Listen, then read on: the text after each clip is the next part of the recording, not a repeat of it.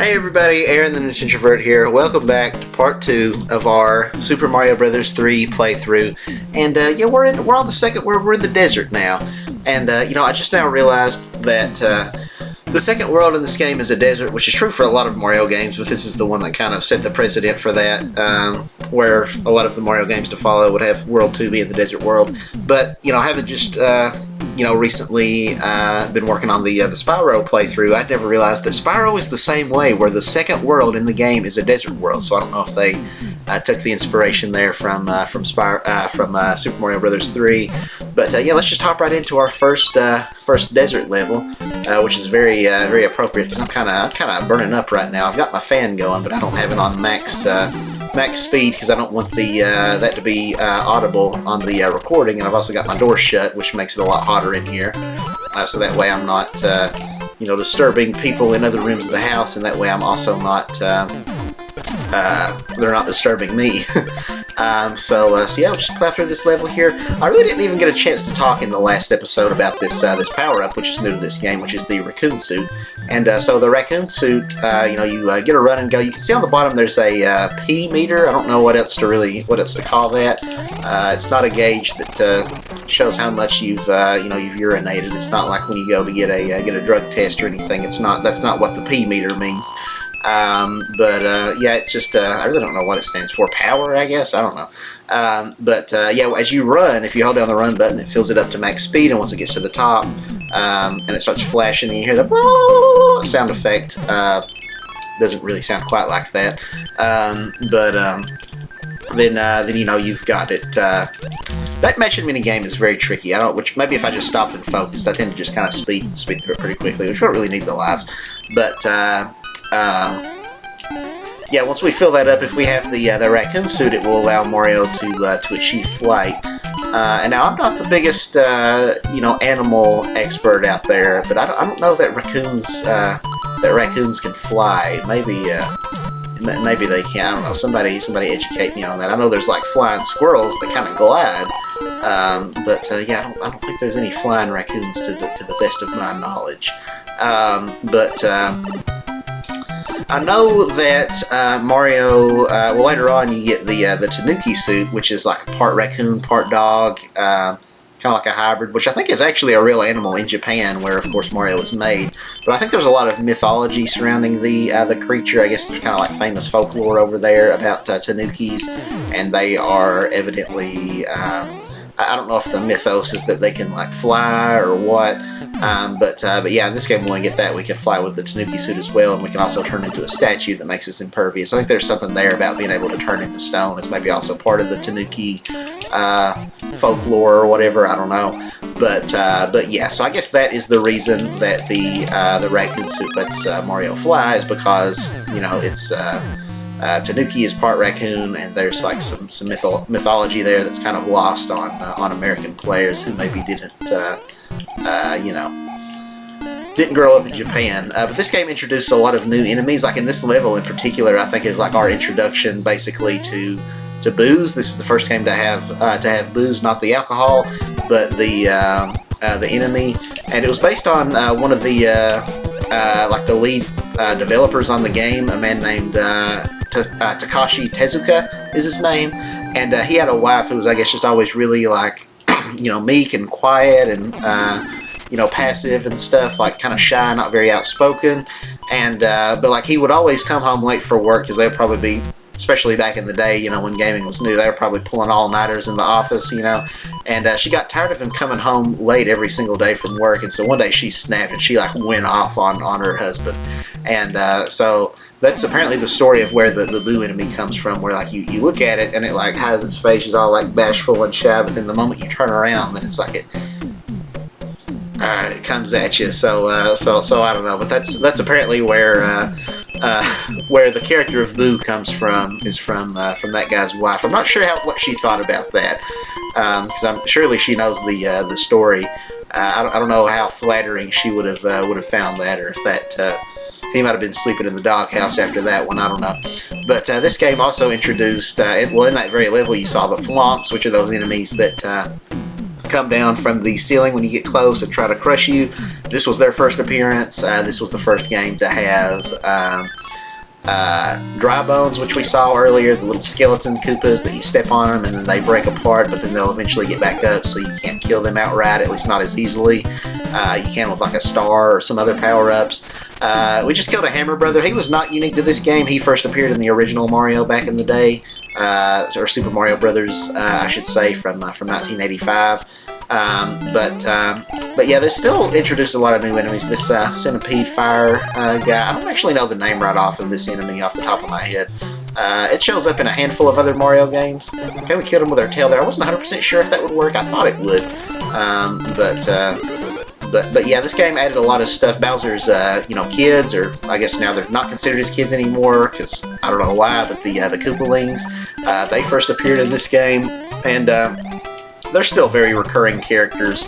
If you have Mario Kart 8 on the Switch, you could play as all of them in that game. You got Larry, Lemmy, Ludwig, Iggy, Wendy, Morton, and I think I said all of them that time, maybe? Did I get them all that time? I don't know, I might have missed one. I don't know. There's 7 of them. A lot of them have very similar sounding names. Apparently they're all named after different musicians and pop artists and stuff. But I don't know, I'm not the most musically savvy person. Shows you what a nerd I am. I know the one that I do know is Ludwig. Is named after Ludwig von Beethoven, the composer from, honestly don't know what century he was from, but composed a lot of classical music, if you heard of Beethoven's Fifth and all that stuff. Yeah, he's the one that went, I think, deaf or partially deaf, but still continued to compose or whatever. He's got that wild hair, and the Koopaling that's named Ludwig has that same wild hair, so that's why he's called Ludwig von Koopa, reference to Ludwig von Beethoven. But yeah, all the other ones I don't really know what pop star or what music group or what classical artist they're referencing. This is kind of an infamous level that used to really frustrate me as a kid. The Angry Sun level. So up there in the top left corner, you've got that sun with an angry face, whose official name is the Angry Sun. And really, this level's not too bad. So you see, you got this tornado here that'll kind of take you backwards very slowly. You have to be kind of running at pretty fast, pretty high speeds, and then jump into it is the only way to get around. Otherwise, you'll keep getting sent back. But the sun is constantly trying to kill you. After you get to a certain point here, he just flies down. You do not want to touch that guy. You can't kill him with a stomp. It's not like an instant death if he touches you or anything. You're just kind of, he'll shrink down. I almost showed you there by example. Let's try to get the star. We've got 2. We need to get 1 more, and we can get 5 lives.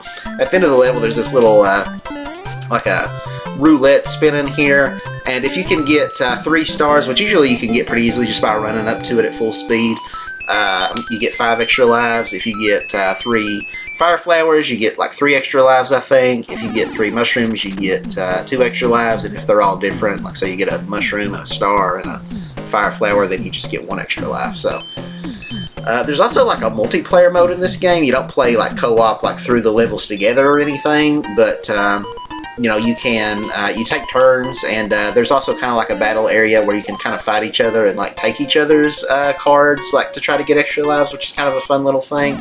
But yeah, I've got a lot of great memories of playing this game as a kid with my older brother and stuff, with my dad. Very classic game. I didn't play this version though as a kid. I grew up on the Super Mario All-Stars version for the Super Nintendo, which had better graphics than this. This game's got 8-bit graphics, but the Super Nintendo version had 16-bit graphics. Probably one of the first remakes, as far as I know. I don't know how many game developers were doing remakes from in the 90s, because the game industry was not that old at the time though, and especially when we look at them today, compare the 8 and 16-bit graphics, it's not as massive of a leap as some other hardware generations that we've seen when new technologies come along.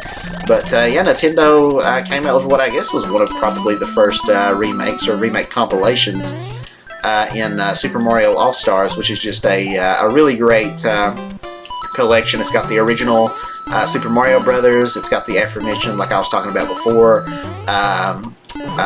Super Mario Brothers 2, the American version, as well as the Japanese version called here The Lost Levels. And then it also had Super Mario Brothers 3, and I had a special edition of it growing up that also had Super Mario World on it. So that's just 5 great games right there. and that was the way I originally experienced them all. And so I thought about playing the Super Nintendo version, since that's the one I grew up with, and it's got better graphics. But this one's kind of probably more iconic to a lot more people, so that's kind of why, in part, that I went with it. But I'd be open to replaying this game again someday, maybe a year, 2 years down the line, maybe even like 6 months. I don't know if I get itching to replay this game again, because it's a pretty short game. Like our first episode was like, I recorded for about 20 minutes, but I actually also had to stop to go let my dad in, where he locked himself out of the house, and I didn't think to stop the I didn't really. Honestly, I'm still kind of new to the whole YouTube thing. I didn't know how to pause the recording, so I just let it play, and I'll have to go back and edit that out. So once I edit that out, it's probably going to be closer to like 15 or 17 minutes. So we're blowing through this game pretty quick. So this might be a game, since it's not that long to get through, maybe I'll get itching to play it again after 6 months or something. Speaking of itching, my hands are starting to chafe from this uncomfortable controller here. It's neat to have these. It's kind of a nice collector's item. It's a neat novelty, but not the most comfy, especially probably for the price. You can get like 2 of these for, they come in a pack of 2. Got hit by the Boomerang Brother. This is the first game with the Boomerang Brother, even if it's not the first one with the Hammer Brother. Also, we'll be seeing Fire Brothers later on. It's their first game as well. There's a secret here. We just got a little hammer item from that guy. We can use it here on the map to review a little, or to receive a little secret area. It's got a Roman numeral 3, I guess, for Mario 3. And we get this item box here, which should give us something pretty good. I think we maybe get like the frog suit here. Yep, there it is. That'll come in handy once we get to World 3. Lets you swim a lot faster, and you can jump really high, but you can't really run in it, which is kind of a drawback. But so here's the Fire Brothers, their first appearance in the Mario series. And we got another Warp Whistle, which we're not going to use, so that's the third one. I think only 2 technically, because where I rewound earlier, because I wanted to fight the boss. Because I'm trying to, there's some branching paths here, so you can skip some levels. That's another kind of thing this game was very forward thinking about, where so there's a pyramid level over here, and there's this level 5. I could go either which way I want. And it's kind of interesting, that they were doing that back then, because, especially back then, I'm sure it took a lot longer for them to program these levels, and it'd just be like, yeah, you know what? If people want to just skip one of these levels that we worked hard to make, if they just don't like it for whatever reason, then they can do that. We got some branching paths here, and you get items too that let you skip levels. But I'm gonna wait around here for a minute, because there's a little secret here, a little Easter egg, where this Chain Chomp. It's our first time seeing Chain Chomps in a Mario game, by the way. If you stand around long enough, they'll eventually break free from the chain and attack. So they're constantly being pulled back, where they're on that leash, on that chain there. And this actually came from the creator of Mario, Mr. Shigeru Miyamoto. He had a traumatic childhood experience where a neighbor's dog in their yard almost mauled him. I guess it was kind of a pretty vicious dog. I don't know what breed it was, if it was a pit bull or what. But he nearly got pulverized by this neighborhood dog, but right before it could get to him, it got caught by the leash. So that's where the Chain Chomp comes from, was Miyamoto's traumatic childhood experience. A lot of the games he makes, Mario and Zelda, you explore these caves, and so he was very inspired by all the caves that he grew up playing in when he was a kid. Is he gonna break off? I see he's shaking. I feel like his animation's changing up. Maybe that's just me. Maybe that's a placebo. But I think he's... Oh, yeah, it's flashing. He's about to snap.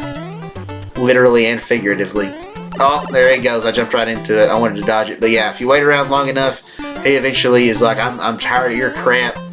Get out of here. And he lunges to attack. So that's what could have happened to Miyamoto. And then, we wouldn't have had Mario games if he got mauled to death by that dog. So fortunately, that did not happen. It's interesting how, which I don't know if it would have killed him. He was a little kid, so he might have been, he might have a much more traumatic memory of it than it actually was. But it is interesting though, just how, just little things can just change the course of everything. Miyamoto, him and all of Nintendo could very well be dead, because could have died back in some cases maybe before they were ever born, or when they were kids, because back in the 40s during World War II, obviously we were at war with Japan, and we dropped the nukes on them, Hiroshima and Nagasaki. But one of the original intended bombing sites was Kyoto, Japan, where Nintendo is headquartered. And it's just so weird to think, like, Nintendo has had such a big impact on my life. Like, I truly, it's kind of corny to say, but like, I don't know where I would be without Nintendo. Like, I have so many fond childhood memories, and to this day, like, gaming is such an escape for me, and it's my biggest hobby that I'm the most passionate about, and gaming's kind of helped, get through some pretty dark times, going through stuff mentally and whatever else, and like, of course, just playing games all day isn't, might not necessarily be the best coping mechanism, but of course, everything in moderation. But yeah, I just have so much to be thankful for Nintendo, and just to think that because of this, from my understanding, was in a lot of ways kind of a last-minute decision not to bomb Kyoto and to drop it somewhere else. Like, it just how differently the course of everything could have been in my life, and something that seemingly wouldn't impact my life, that happened on the other side of the world. Like, nobody I know was affected by the bombs, and it makes you really lament the lost talent of, like, well, if they hadn't bombed Hiroshima and Nagasaki, like, what could those people from those towns have created? Could that, like, maybe we'd have a cure for cancer by now. Maybe there was a scientist in Japan and Nagasaki or Hiroshima that would have made, like, we'll never know. And that could have been the same with Nintendo. And it's just like, how my life would be so different, if this decision had been made, 55 years before I was born. If things had played out differently in an event concerning something on the complete other side of the world, like as far away from me as you can get as possible. But I don't know. It just goes to show how the age-old adage, war is hell. Nobody truly wins in a war, except I guess the elites who profit off of it monetarily or whatever, because apparently it's a good time to make money during war. I don't know all the logistics behind that or why that is, but I guess the economy tends to go up during times of war, but it ain't worth it when you got people dying, and people so full of talent and potential, and it's terrible for their families most of all, and most obviously. But again, just in the ways, like, just how just the rest of humanity just would have been denied of such a gift if Nintendo had been bombed off the face of the earth before they ever started making games. And likewise, we'll never know what the people from those cities could have come up with. So it's just such a sad thing, and I don't know. I try not to. I don't want to get too political on this channel about different things, but it's it's people talk about, like, well, was what happened was it a crime against humanity? Was it not? In ways, I think it was. And people will say, like, well, the war would have dragged on if we hadn't, and like there would have been so many more casualties on all sides, and more Americans would have died, and more. But like, I don't know. I think just. I think there are other ways we could have gone about it to demonstrate our power without, in a way that wouldn't have impacted so many civilians. And I even think that Einstein himself, if I'm not mistaken, regretted his decision to help, help with the nuclear bomb. But so I don't know. And of course, Japan initiated the war. And that was a crime against humanity too. They bombed, innocent, naval vessels during World War II. And it's like, yeah, they were people that enlisted to serve. So I guess in some way you could say that that's, not quite as evil as attacking just civilians who weren't involved in war at all. But like, we weren't at war with Japan at the time. We were trying to stay out of it. We were staying neutral, and they attacked us unprovoked. So two wrongs don't make a right, though. I think in their own ways, the attack on Pearl Harbor and then what we did in retaliation are crimes against humanity in their own way. How many people died in Pearl Harbor? Was it like 1,000, maybe? We'll just say roughly. I don't know if it was like 1,200, 1,300. I could be completely off base about that, but we'll say 1,300. I think any time that innocent blood is shed, that's a crime against humanity. So if you've got the Japanese bombing, air bombing we'll say 1,200 American soldiers who weren't even like stationed or whatever, who weren't fighting you at the time. That's a crime against humanity 1,200-fold, and what we did to them is a crime against humanity 50,000-fold, or however many, you know.